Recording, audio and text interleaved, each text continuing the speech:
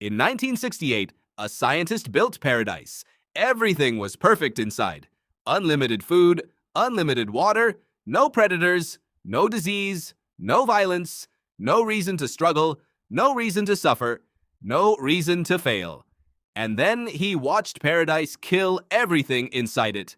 The scientist was John B. Calhoun. The subjects were mice. And what happened next is one of the most disturbing things ever recorded in a laboratory. Not because of what it says about mice, but because of what it says about you. The experiment was called Universe 25. Calhoun constructed a perfect enclosure, a world designed with no limits, food dispensers that never ran empty, water that never ran out, nesting spaces for thousands, temperature controlled, predators absent. The only thing Calhoun did not provide was a reason to struggle. He introduced 8 mice, 4 males, 4 females.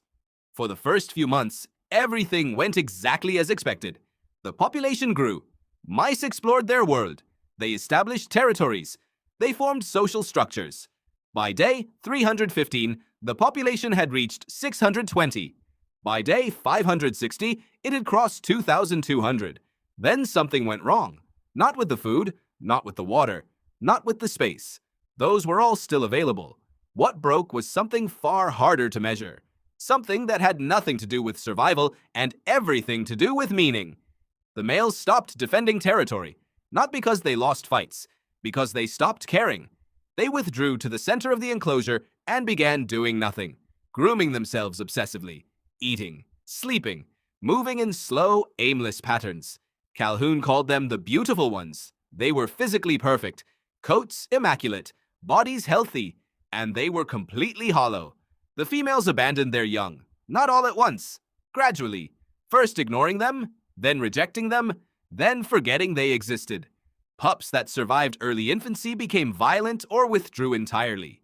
Social behavior collapsed. Mice that had never needed to fight for anything did not know how to exist alongside others. Aggression became random and purposeless. Some mice were attacked for no reason, others were ignored completely. The social fabric that the first generation had built, the territories, the hierarchies, the rituals of connection, disintegrated within a few generations. The population peaked at 2,200 around day 560. Then it began falling. By the end, the population was in free fall. The beautiful ones, the ones who had never struggled, never competed, never been shaped by adversity, could not reproduce even when placed with fertile partners in separate enclosures. The capacity had not just declined, it had switched off. Something in their development, the part that required difficulty to activate, had simply never turned on. Universe 25 went extinct. John Calhoun called this behavioral sink, the point at which a population, freed from all external pressure, collapses inward. Not from starvation, not from disease, from the absence of the thing that gives life its shape. Purpose, resistance, the necessity of becoming something. Now stop and look at your own world. You live in the most comfortable period in all of human history. Food is available within minutes. Entertainment is infinite and instant. Physical pain is managed with medicine.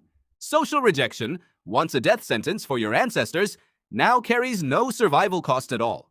The things that shaped human psychology across hundreds of thousands of years, scarcity, danger, competition, the daily necessity of effort, have been engineered out of your daily existence almost entirely. And something is happening. Psychologist Jean Twenge has spent decades tracking generational mental health data. What she found across multiple studies is a pattern that began accelerating in the early 2000s. Rates of depression, anxiety, loneliness, and purposelessness rising sharply, not in populations experiencing hardship, but in populations experiencing comfort. The most comfortable people in human history reporting at scale that their lives feel meaningless. This is not a coincidence. Your brain was not built for comfort. It was built for challenge. Every system in your psychology, the dopamine reward pathway, the sense of identity, the capacity for deep connection, was designed to activate in response to difficulty. When you overcome something hard, your brain registers it as real.